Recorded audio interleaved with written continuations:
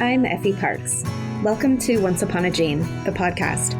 This is a place I created for us to connect and share the stories of our not-so-typical lives. Raising kids who are born with rare genetic syndromes and other types of disabilities can feel pretty isolating. What I know for sure is that when we can hear the triumphs and challenges from others who get it, we can find a lot more laughter, a lot more hope, and feel a lot less alone. I believe there are some magical healing powers that can happen for all of us through sharing our stories, and I'll take all the help I can get. Once Upon a Gene is proud to be part of Bloodstream Media. Living in a family affected by rare and chronic illness can be isolating, and sometimes the best medicine is connecting to the voices of people who share your experience. This is why Bloodstream Media produces podcasts, blogs, and other forms of content for patients, families, and clinicians impacted by rare and chronic diseases. Visit bloodstreammedia.com to learn more. Hello, friends. Welcome back to the show. I'm Effie Parks, your host. I'm so happy to be here. Thank you for joining me. I had the opportunity to talk to my pal Sean from the Two Disabled Dudes recently. So please head over to whatever podcast app you prefer and check out the Two Disabled Dudes podcast in general, but to hear my little conversation that I got to have with Sean. Also, the Disorder Channel has dropped a new film called Life After Diagnosis Day.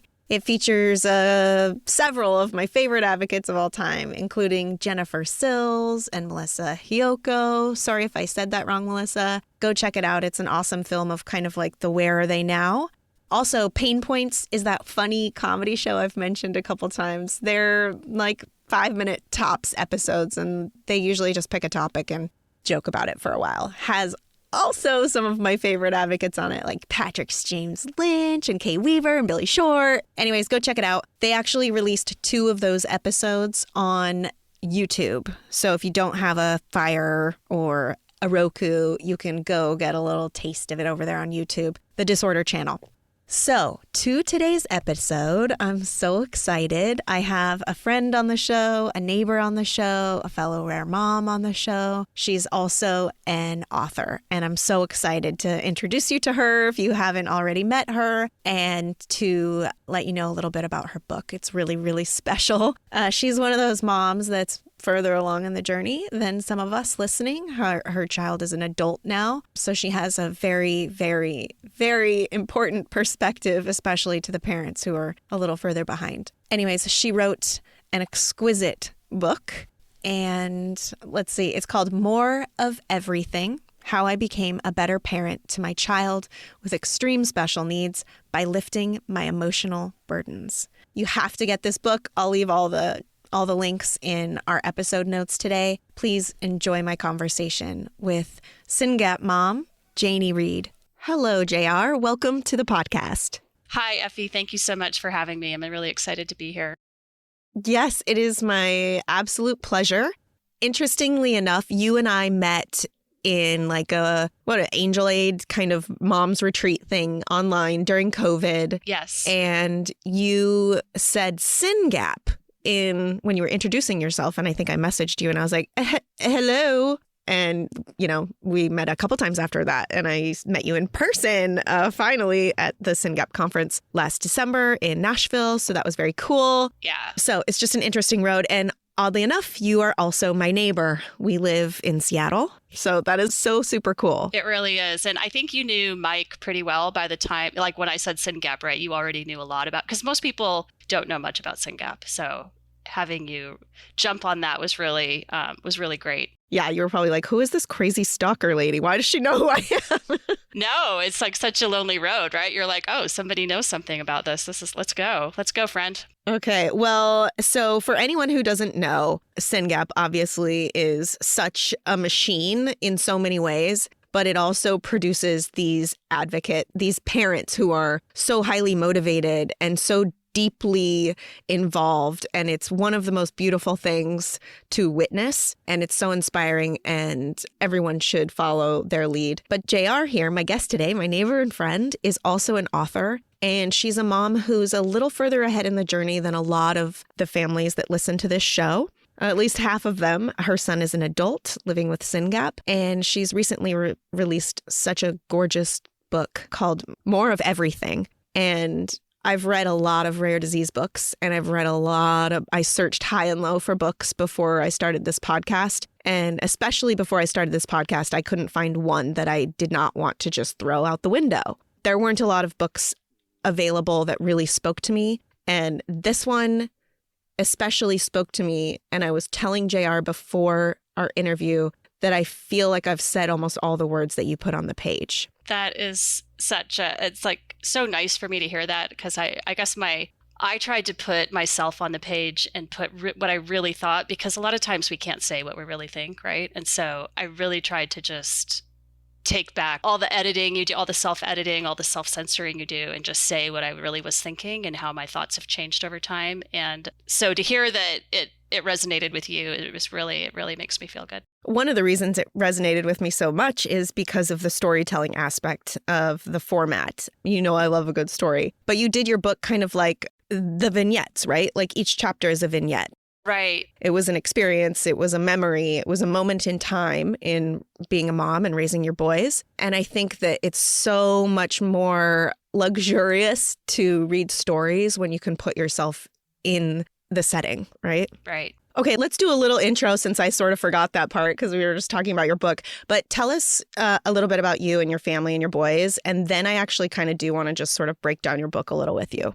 Yeah. So JR, that's me. I live in Seattle. I'm married. I have 3 children. They're all adult sons now, all adult men. And Joey is our second child. So I was a scientist. I stopped working with my first child and decided, okay, I'm at the point where I might as well just have my kids pretty close together and then go back to work. So I had Joey second, and then he had delays, and we were like, well, should we have a third or not? So there's a whole sort of genetics story in there, but we ended up having our third child without knowing what was going on with Joe. And then I went back to work a little bit part-time in science, or not a little bit. I went back to work part-time once the kids were in school, but Joey's behaviors and stuff were so difficult that I couldn't really sustain that. And so eventually Joey's behaviors, his self-injury and aggression, were so great that we ended up having him go to a group home, which was really, really good for him and really, really devastating for me. And I spent then a few years just trying to come to terms with that and be the best mom I could to the other 2 boys who were still at home. And now they're all out of the house. They're all adults. So I found that writing was a way that I could kind of try to go back and say what happened and who am I and how am I okay with everything? And that's what I did. That's what the book is about for me. When did you start writing? Like, as I was reading your book, I was like, did she journal? Like, is this how she remembered these moments? Because when you started telling these stories, I started remembering my stories, right? Which is a natural thing that happens. But I was like, it's hard for me to get those memories if I don't have like something concrete. So were you writing something down to remember this stuff later to have as like this content, or did it just kind of flow through you when you started writing? Yeah, I mean, certainly I've like written on scraps of paper, and I have about 30, journals that are a quarter of the way written. And, like I have a lot of stuff like that. But when I really started writing was when I only had 1 kid left at home and he was in high school. I decided to take a writing class, like a fiction class. And I don't know why. I just thought, I don't know why. Who knows why we do these things? I did. And of course I can't write fiction. Like I cannot think of a single thing that didn't happen. So I just started writing things that had happened. And so that's how it started, was I just on a lark took a fiction class, and then I couldn't stop writing about what had actually happened. So. This is a totally separate episode because it would require so many questions and really delving into it. But you touched on the fact that Joey lives in a group home. And I know so many parents kind of maybe like stopped breathing for a second when you said that. Yep. And want to know more and want to know how old he was and what you felt about that and how you came to that decision, which we can definitely talk a little bit about. And we can also have another episode if y'all want to hear JR talk about that decision that she made, but maybe just kind of a sprinkle of it for now. In his early years, he just wasn't developing, and he was really sweet. And then he started kind of biting on the back of his hand, and he couldn't hurt himself. And I couldn't get him to stop doing it. Like I knew that was going to be bad later. When he was 3 and 4 doing that, I knew that A, he wasn't hurting himself. B, he was trying to communicate to me, or maybe he was trying to communicate, maybe his hand itched, like who knows? And I knew that later that would be difficult, right? Like, that once you're an adult, that's not a behavior you can really sustain. But no matter what I tried, I wasn't really able to get him to stop doing that. And then as he aged, as he was in a school situation that was really stressful for him, it just got worse and worse. And he got to the point where his hands were bloody and infected. And I was, the doctors would tell me, oh, well, keep him from biting his hands, So I was holding him down on the bed with a blanket between us. And, it was really bad. And he would fight me, he would fight me. And so we had tried to get funding many, many times and weren't getting it. If your kid's on any kind of meds, you have a nurse line that you can call. And so I would call and they'd always be like, are you safe? And I was always like, yeah, I'm safe. Yeah, I'm safe. I just don't know what to do. Right. And then finally one day they were like, are you safe? And I was like, no, I'm not safe. And that was the point. Like that's kind of like a go, no go situation, which I wasn't really understanding, as far as getting services. And so this is my understanding of it anyway. Like, I'm not a social worker. I'm not a DDA person. Like, I don't really know what was happening, but that really seemed like it to me, that as soon as I said I wasn't safe, he wasn't safe, that they hopped to it and they said, oh, by the way, there's actually some money right now. Like, we have this really short window of money, so let's get you some. And I was like, all right. And then they wouldn't give us money for in-home. And so they gave us money for out-of-home placement. And I was just like, you've got to be kidding me. Again, like, I didn't know what to do, right? Like we had gone through all the babysitters. I've always hired and trained babysitters. And like, there was no one I could hire and train anymore. Like, nobody would do it. And because it was too hard a job, right? And so, yeah, that's the point at which we tried it. And I was like, and the thing is, when you try it, you can always bring them home. Like, you can say like, okay, that wasn't working. So it wasn't a one-way ticket, it wasn't a forever thing. So I said yes. But then after he left, 3-4 days later, he'd stopped biting his hands. So.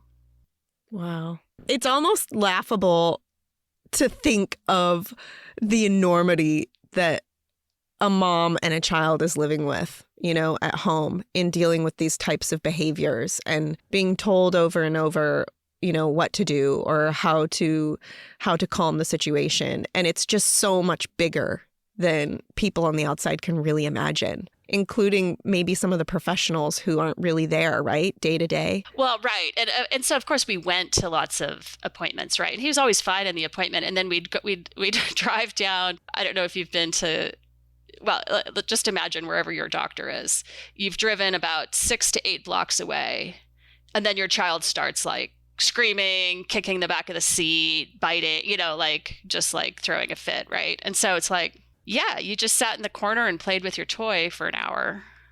Literally every time. That's literally what happens every time. It is so annoying. Oh my gosh. So the key is to get somebody who will come out to your house and watch. And so at some point we did qualify for this, like, it's called BMAC, I think BMAC, this BMAC guy came out and it was really bad. And for 3 full days, like, I remember the first day he watched us for like 3 hours or something. And then I turned to him before he goes and I'm like, what can I do? And he's like, I'm not done watching. And I'm like, oh, I just wanted to throw stones at him. I'm like, come on, you've got to give me something, right? And so he had to watch us for 3 full sessions before he would tell me anything. So anyway, it's but then he did tell me things, and then it did help. So shout out to the great BMAC guys and gals. Awesome. Okay, well, we'll have to figure that out. But yeah, thank you for that great piece of advice there at the end where you said this doesn't have to be a forever decision. If it's not working for you or your family or the child, like, you can always change it again. Yeah. It's not permanent. And I think that's a good reminder to have, especially with all the extreme anxiety and all of the feelings that probably come along with a decision like that. So thank you. I think about parents like you. I talk about it often, the ones with the older kids, right, who didn't have the networks that we have now available at their fingertips, like online at least, and also didn't have the diagnosis until later. What was that like when you finally got that with Joey? And how did that change it? Yeah, Joey was 16 when we got the genetic diagnosis, and I have a degree in human genetics, right? Like, I understand genetics, and I was just waiting. I was just biding my time until whole exome trio got cheap enough for us to just pay for it. because I was pretty sure that was going to help. We'd had at least 4 different rounds of genetic testing that came up without anything. And Joey was born in 2001. SYNGAP1 wasn't known to be the cause of an autosomal dominant neurodevelopmental disorder until 2009. And so anything we did before that wasn't going to work. And the things we did right after that didn't work either because SYNGAP wasn't yet. Like SRF has done a great job of getting SYNGAP on not only epilepsy panels, but also ID panels, autism panels. And so that's kind of like the first line. Any kiddo who goes to see their neurologist is more likely to get one of those panels than the full whole exome trio. And so as far as the genetic testing, it's cheaper, it's more efficient. It kind of targets what is likely to be the case. So I don't know. I'll be happy when those panels are super outdated. Right. And we're just like, I think they're already dinosaurs. Yeah, they are. They are. Well, I mean, I was in science before the human genome was sequenced. So, right. Before there was even enough computer space to hold the information in the human genome. So I have a little different viewpoint of it. So yeah, yes, they will be obsolete, but not quite yet. Like we still have a generation of people who are going to benefit from it. So of course, SYNGAP1 gets apparent with your background in the fold. Like every time I see a new one, I'm like, of course they're SYNGAPians. Yeah, sorry about that. I know. It's frustrating, right? But see, for us, whole exome trio is what really diagnoses us. But for some, it's really a karyotype, and almost nobody does karyotypes anymore. So that that ring disorders are not getting their due right now because people have moved on to other testing techniques. So anyway, just a shout out for genetics in general. Okay, so you found SRF, you got this diagnosis. It was stunning. It was stunning to me that the genetic report came back with one finding that was definitive. Like I was sure there'd be like 3, 4, 5, findings of uncertain significance, and that we'd have no idea what was happening, right? That's what I thought. So to get that, and then to read about the biology, like of course I went and read primary papers about it, and to read about the biology of it, it was like I just cried, really. Like, for one thing, all the times people said to me, oh, he'll learn to eat when he's hungry. It's like, oh, no, he won't. He has a biology that doesn't allow his certain synapses to change. Like synapses are supposed to change. If you use them more, they're supposed to get stronger. If you use them less, they're supposed to get weaker. That specifically does not happen with some of his, I'm not going to say all, but with some of his synapses. That is the most beautiful, easily understood example, like molecular insight into not learning that I can imagine. That is specifically not learning. That is not adapting. And so, no, he wasn't going to learn to eat when he was hungry. No, he wasn't going to learn to tolerate your school day schedule. He just wasn't. And so the things we did, like all he did was complain louder. So all he ever learned to do was complain faster, complain louder. And that was hard for him too, because he didn't really have the coordination to do that kind of expressive communication. So he got better at saying no in ways that we could believe him. Oof, that's so powerful. I feel that in so many ways. And it's just such a relief to be able to have that explanation and to not beat yourself up as much as you've always had to beat yourself up to get to that next level or to get to that next little tiny triumph at home with the thousands and thousands of hours of the things you're told to do for your kid. Yeah, exactly. Well, and it also shows like this inherent flaw in our early education or early intervention system, right? You're supposed to get this early intervention so that you get better. It's like, well, what if your kid's not getting better? But they still need the early intervention, right? So they don't get worse, or so they have something, so they have services. And so the whole early intervention so that you won't need help later, the whole early intervention as long as you're improving, it's such a biologically, it's set up for the privilege of the kids that will actually improve. Yeah, it's set up for those kids who get to use that common quip of they'll catch up. Yeah. Yeah, it's set up for them. It definitely needs a facelift. And I was laughing through one of the parts of your book because you were talking about when I think you were at early intervention and the therapist asked you, what do you want Joey to do? Oh, God, yeah. And I just laugh because like I still get asked that all the time in whatever assessment that we're having. And it's like, well, what do you think I want Ford to do? I mean, let's be honest. What do you think that I want Ford to do? Sure, I'm at the point where I know what he can do and what he can't do and what he'll probably do and blah, blah, blah, blah, blah. But like, do you really want the real answer to that question? Yeah. It isn't set up for kids like ours, just like even the therapies aren't. I mean, almost no therapy I ever took Ford to before the age of 5 was worth any of my time. Yeah. And quite frankly, there needed to be more than one therapist on Ford because one couldn't do the job physically. Right. Like, it's just not set up for disability. Right.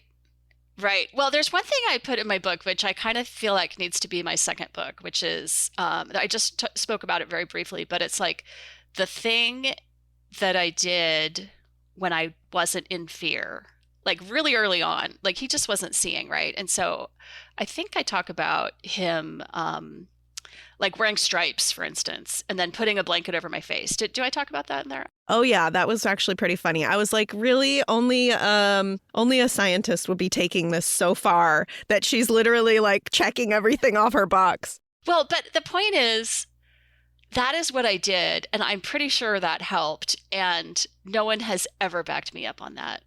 And so it's like the therapy, like when you say none of the therapies before 5 worked, it's like, yeah, because the therapies were the wrong therapies, right? They were like, Totally. Our therapists aren't understanding what development actually looks like and what our kids actually look like.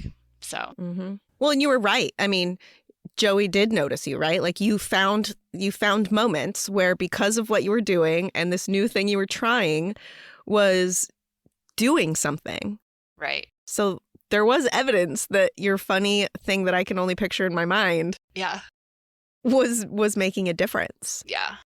Let's talk about the format of your book really quick. So again, I said they kind of go in these vignettes of moments in time. That's part 1, and that's about 2/3 of the book is vignettes, and they start at when he's age 4, and then there's one they end at like 19, 20, and 21. So at 21, What I love especially, and what I think is going to be really valuable to the readers after they listen to this and buy your book, is the lists that you make after each story, right? Like the reflection that you've had and the lessons that you've learned and the wisdom that you gleaned from each of these stories that you tell. right. Really helps people frame. It gives them ideas of how to reframe things, right? And I think that's really, really useful. And it's really only with a lot of distance that I can say some of that stuff. There'll be a vignette of some, they're all fairly short, some are longer than others.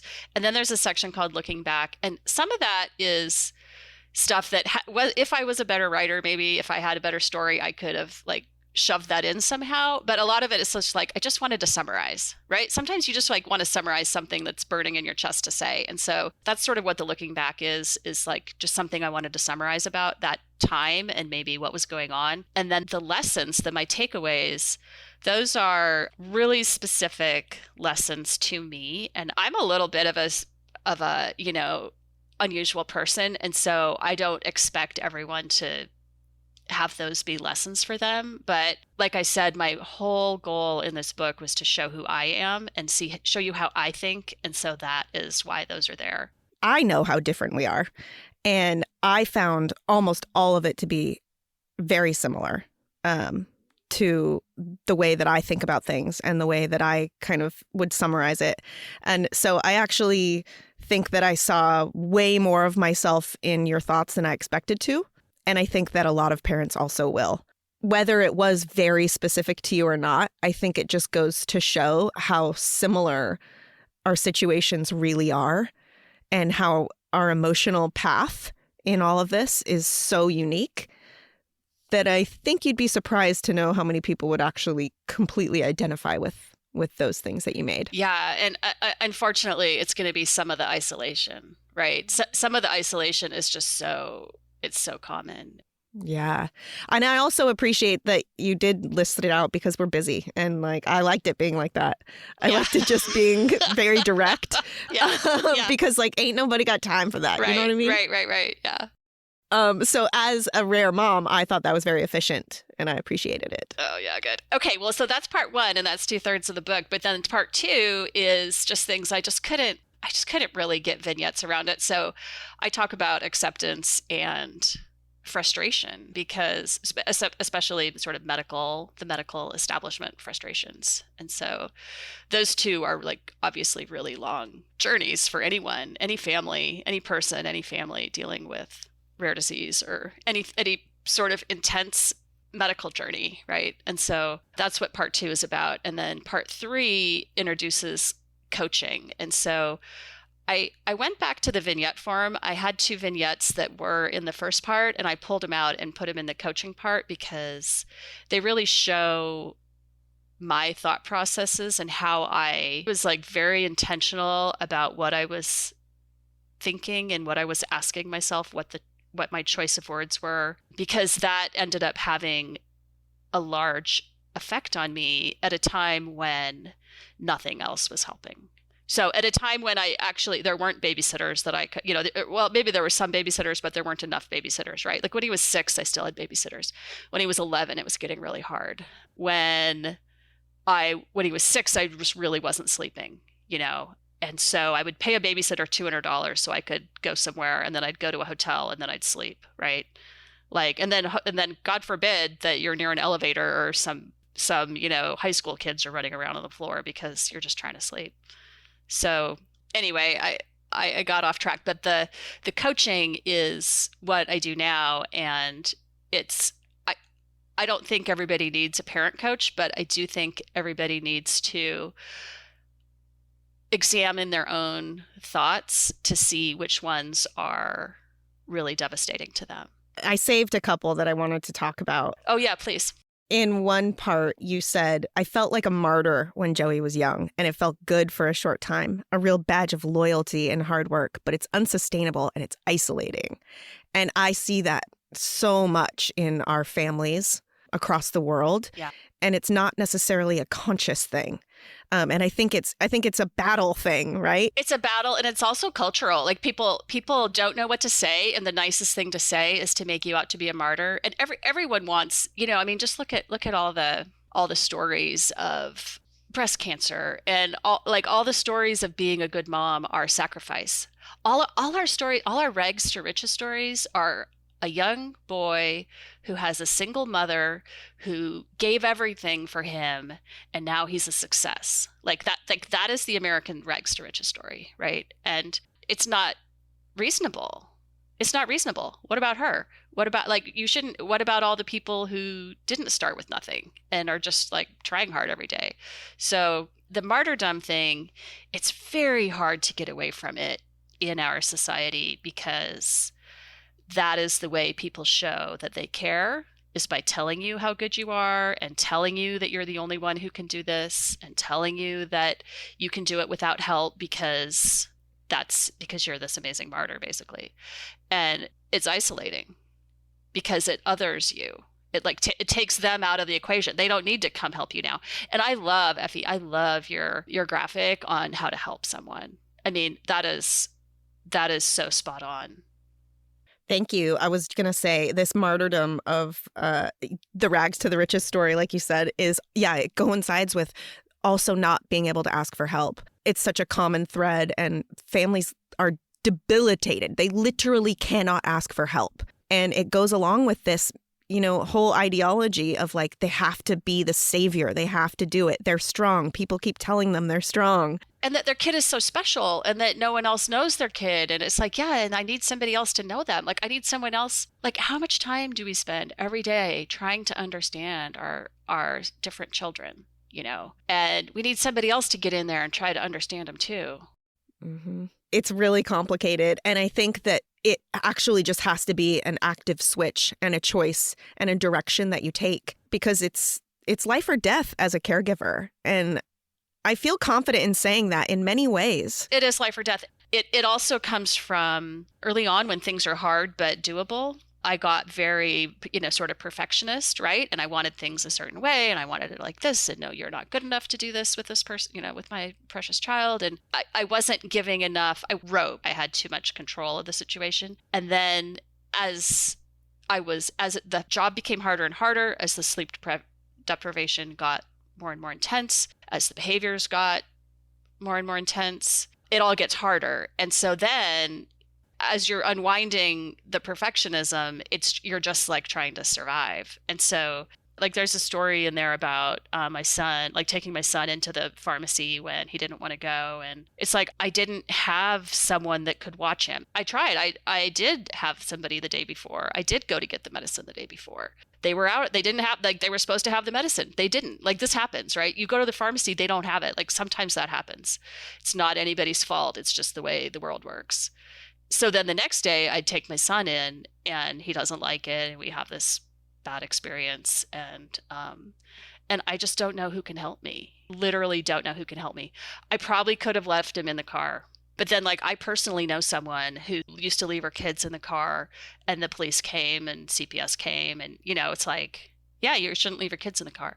Well, my son was 11. He looked old enough. You know, he probably would have stayed on his iPad. But had he not, I have no idea where he would have gone. And he probably would have gone on the street. He probably would have gone to find a bus. Like, he could have gotten on a bus. You know, it's like, you see what I mean? It's like doing the easy thing it's like the thing that might go wrong is just too bad. It's too big. It's the thing that you're going to be on the news for. Exactly. It is. And let's actually talk about this story a little more because I think that it is one of the greatest stories in the book because it is such a common daily existence for our families in not just going to the pharmacy, but in literally leaving the house anywhere, which is one of the reasons that everything is so isolating and then just ends up being kind of like this big hole of darkness. But you have to go through so much, including just mental preparations and planning and timing and getting a person ready that can't dress themselves or whatever to finally make this huge journey outside, across the sidewalk, into the vehicle, bring all the equipment that you need, be somewhere on time, and then to not have the ability to just drive through or to run in or to just have all of these conveniences that are so common for most people. But you have to bring this situation into a public setting and you have to use all of your powers to make sure that it doesn't go completely into a giant storm. And one, you don't really control that, but you can help to at least notice it ahead of time, to at least run and abandon ship. All of that is so incredibly exhausting, but it also takes so much skill and so much calmness and so much awareness. And then you're just trying to do a regular thing. And then it can frustrate you if you think about it that way. And it just can tumble and tumble and tumble and grow into this big monster. Yeah. And then you finally make it into this pharmacy and you get what you need. And Joey gets frustrated and it gets bad. And so you're getting him back to the safe zone. And then there's Deborah, who's making you feel like everything you're doing is wrong and that you should be ashamed and embarrassed and that your kid is not happy and you must be hurting him and what's going on? Why are you such a bad mom? When you're literally a superhuman, Herculean right. like being taking care of the entire planet in this moment and someone scoffs at you and it can just make you never want to leave again. Yeah, it's really true. For people who have younger kids, I don't know if you'll feel this yet, but certainly people who have any kid who's like pretty strong and aggressive, it's like when your kid fights you, of course you're trying to protect your child. Of course you're trying to do everything to calm them down. But like, I'm still a person. I'm still a person who is in the animal kingdom. You know, I still have all the instincts and hindbrain and amygdala that all the other primates do, right? So I still am this person who is trying to respond and trying not to get hurt myself and trying to, right? And so then you have all this cortisol and all this adrenaline and you're just trying to make good decisions. And it's just like getting him back to the car, having him be like calm. Like you can tell with my son. My son does not hide who he is. He was pissed as anything and then he was calm. And he puts his forehead on the window. He looks out the side window, you know, he's like, great, this is what I wanted. You know, we're back. Oof, that story was just like really powerful. And it was relatable in so many ways, like I said, just like the efforts of getting anywhere. Also, I have a reflection in there, like, you know, what should I have done differently? There's no practical thing I think I could have done differently. And I didn't trust anybody before. I didn't have hope after. You know, it's like I felt ashamed that this was my life, not guilty that I had done the wrong thing. I also like your distinction, and you kind of go in a little bit about language and how important the language that we use is, and how we identify our feelings and our emotions for what they really are and what they really mean. And I think that's a really important practice. It reminded me of that book I talk about a lot, Emotional Agility, in just really identifying them, letting them be what they are, and not being necessarily controlled by them or even really completely guided. Right. I think as a child, I just thought, oh, you have an emotion, you need to fix it. That's something that you have to fix with an action. And it's not true. So like a lot of people listening, their affected kiddo isn't the only one in the house. And Joey has 2 brothers, one older and one younger. So that dynamic is really important, right? And it's a constant worry, and it's also constant joy. And it also has like this whole different existence in the household, right? And there's that guilt and shame in there too. I know that. But one of the things you said in your book that resonated with me, and that with the boys, was one of your sons, Thomas, who notices obvious strengths in his big brother. Seeing his 6-year-old Joey through the eyes of a 4-year-old is thrilling to me. And it hits me that Thomas is the only person I know that expects the world to contain a person like Joey. And I wonder when he'll see more of what Joey can't do. I wonder how I can foster his delightful and innocent perspective within myself. That is just one of the gifts of Thomas, Like, he's such a gift, and that's one of them. Yeah, these siblings, I love when you said that they don't know a world without people like them in it. And it's so true. And it is just something extra unique about the siblings, right? Is like they grow up in this household. So they see the good, the bad, and the ugly, and they also carry it with them, right? But I think it's so much more normalized for the kids now, more so, because even the parents before you, those kids didn't stay at home really ever. And if they did, it wasn't talked about. They weren't in school. It was invisible. Right. Where it was a totally different experience for your kids and all of the ones after, because it's a part of their life. Yeah. Well, my kids now, they see Joey sometimes, not a lot. I mean, they don't even live in town. So sometimes they see him. A lot of times they don't. But I always talk about him. I'm always like, oh, Joey and I did this. Joey and I did that. Oh, Joey, remember that thing he used to do? He like brought it up again, or, it's really interesting. And my kids remember the funniest things. Like, one of Joey's strengths is that he just has this huge sense of humor, and he will crack himself up. And so he used to say or sign. I mean, he's pretty much nonverbal, but he used to use word approximations or signs, and he would come up with some 3-noun series of things to communicate. And he'd just like keep doing it and try to get somebody else to do it. And then when somebody else would do it, he would just crack up. Joey reminded me a lot of Ford during those types of stories. So similar. Yeah. Including like the self-comedic like sense of humor. That cracks themselves up and then just getting obsessive with things. They really reminded me of each other. It's so funny. I definitely like saw my life in those moments for sure.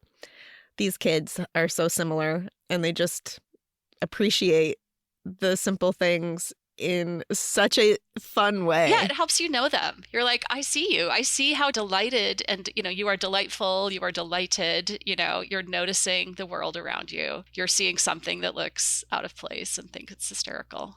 Just out of curiosity, did either of the boys, were they kind of led towards a compassionate type of career or anything like that? Not really, except that I'll tell you too. I mean, it's just who they are. Like, no, not in a career. Definitely not. They're sort of math, science, engineer guys. But my older one, I don't know if you've ever heard of this. He was doing stuff online when he was in high school. And one of the things he would do is be a peer counselor. So there's like some website you can go to and just be a peer counselor, and you can say if you want to listen or if you want to talk, or, if you want to be a sort of a helper or a listener. And he used to do that a lot and just talk to people about what was bothering them.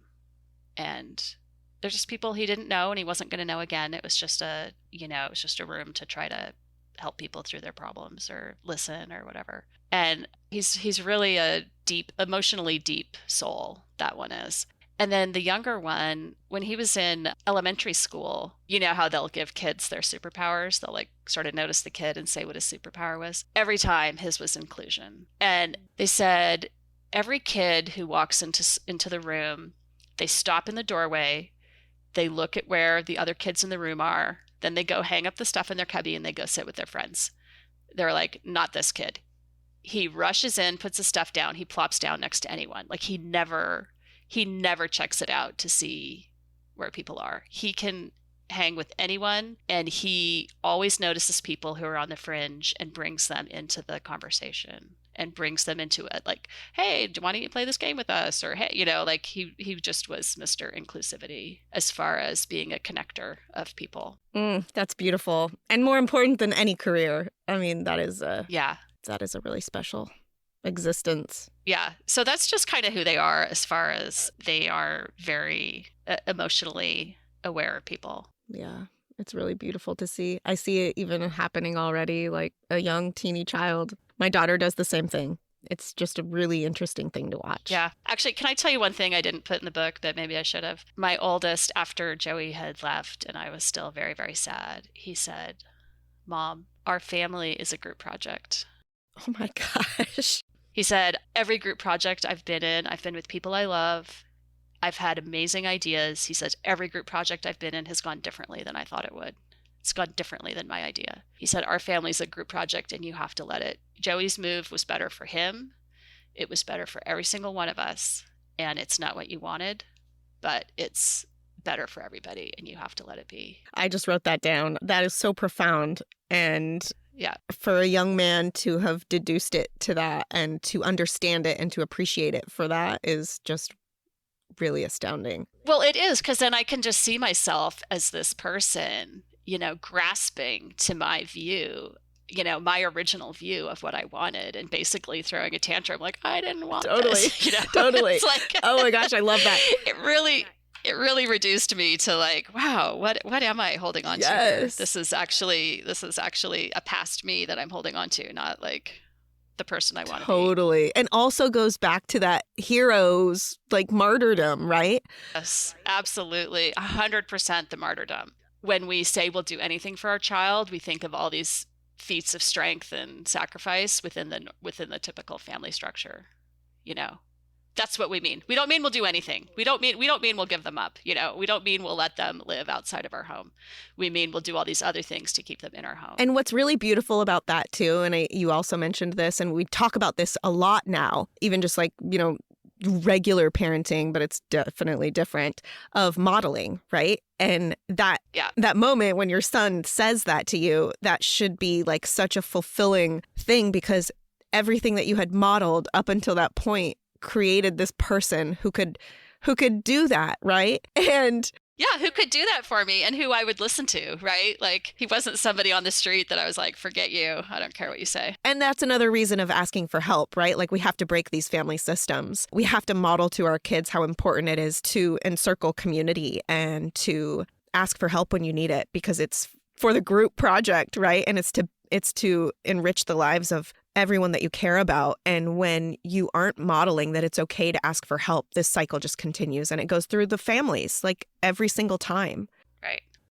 Okay, there is also a couple fun stories where you finally, I don't know if you decided or if you finally just came upon them, but your extreme parenting sister friends that you found. Oh, yeah. And I love a few things that you said about them. You obviously, everyone can connect with this who's found a rare mom or dad friend. We cheer each other on when one has a victory, especially one most folks would not appreciate. When we gasp at behaviors, it is at those of unhelpful people, not the behaviors of our kids. Yes. And we have each other's backs. So tell me about finding kind of that community and what it changed for you. Yeah, well, I mean, I tried a few things. I tried autism support groups. They weren't a fit because of the severe intellectual disability my son has. It just had nothing, there's just like no similarities at all. I was told for a long time he was probably going to catch up. So I wasn't in an intellectual disability group either, right? Because they weren't saying, like, if I'd known he had SYNGAP at that point, I would have found my people faster. So I didn't find people for a long time. I sort of stumbled into a group. I had a friend it's typically like, who did I know? I knew the people on my block. I knew the people in my kids' schools. And so one mom who was the friend of my older son, she had an even older son who is on the autism spectrum. And she invited me to a special needs group, mom's group. And I was like, well, my son has nothing to do with her son, but why don't I try? Like, I was just sort of like, it's been, 4 or 5 years since I've tried this. Why don't I just try? I went, and that woman ended up kind of dropping out pretty fast. But there was one woman there who had a son 2 years older than my Joey, who seemed really similar. And then there were a bunch of other people who had kids Joey was by far the youngest at this point, who had older kids, mostly autism, some Down syndrome, some CP, some other things. And so most of them had a very, very different child. But since they were older, they were starting to have problems that were more severe. The problems were getting bigger because the kid was getting older, and they were just more complex, right? Just more complex problems out in the world. And so I stayed, and it was like a good couple years before I felt really, really connected to them. But I'm really grateful that I stayed. And it's one of those things. It's sort of like going to therapy. Like for me, I've gone to therapy a couple times. I went because I knew I had to go. Like, this is important. But I can't say that I ever felt a lot better. And so it wasn't until I started my parent coach training, they're like, remember, this isn't therapy. And I was like, well, what is therapy? And they're like, well, therapy is about healing past wounds. And I was like, oh my gosh, I wish I'd known that. Like, we could have tried that in therapy, but that had never come up really. I don't know. I felt like it was just check-ins. Yeah, it totally was, especially when most of the time the therapist just like really doesn't know how to meet you where you are in this situation. Yeah. And that's just the way that it is. It's not because they're terrible people. Right. So that never really helped me. But what did help me was the coaching. I honestly, like in a sleep deprived state, signed up for something online that I had no idea what I was doing. And then it turned out that it cost something. It only cost like $25. But I was like, what? I didn't think I pushed a button and I was just like, I was honest to God, too embarrassed to not pay the $25. And so then I went, and that's how I don't know if this is still the title, but at one point the title of my little vignette was like, a sleep deprived mom walks into a coach. It was like literally like that. It was like, yeah. And that's it. It was like, what did I do? I didn't mean to do this. Oh my gosh, I love it. I could talk to you forever about your book, but I want people to read your book. I want everyone to buy this book. I don't even want you to, like, you have to. This is one of our books, okay? This is one of our books. This will feel your heart, and you will feel so seen. And I promise, with the lists I was talking about, and then the coaching that JR goes into and the service that she provides is such a resource that I don't think has been handed out in quite the way that it has been with JR's book, that I think it's going to be transformational. And if anything, what you need sometimes is someone who gets it, and reading this book will do that for you. And that can change the trajectory for a lot of people. I know that for a fact. I hear about it all the time.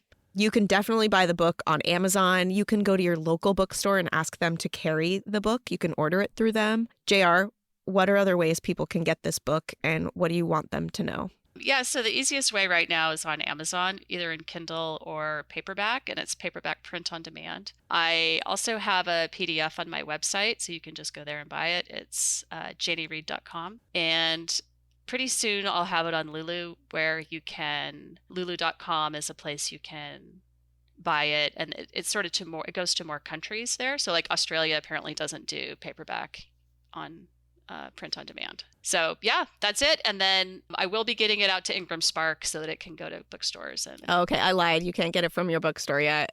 Yeah, it's going to be very soon. That's on my April list. How about an audiobook for those of us stuck in the car?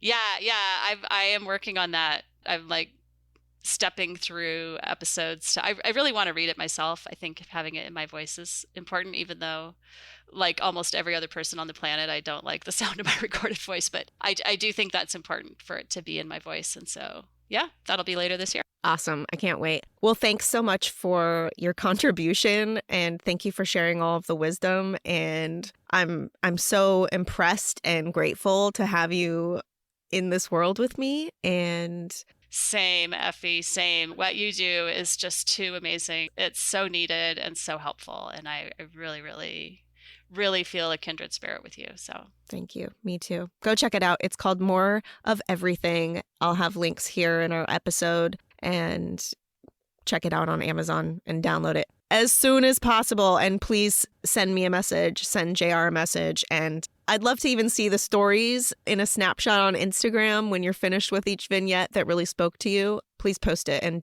tag us in there. All right, JR, thanks. I will see you sooner than later. great. Thanks, Effie. I hope you've been enjoying this podcast. If you like what you hear, please share this show with your people, and please make sure to rate and review it on iTunes or wherever you get your podcasts. You can also head over to Instagram, Facebook, and Twitter to connect with me and stay updated on the show. If you're interested in sharing your story, or if you have anything you would like to contribute, please submit it to my website at effieparks.com. Thank you so much for listening to the show and for supporting me along the way. I appreciate y'all so much. I don't know what kind of day you're having, but if you need a little pick-me-up, Ford's got you.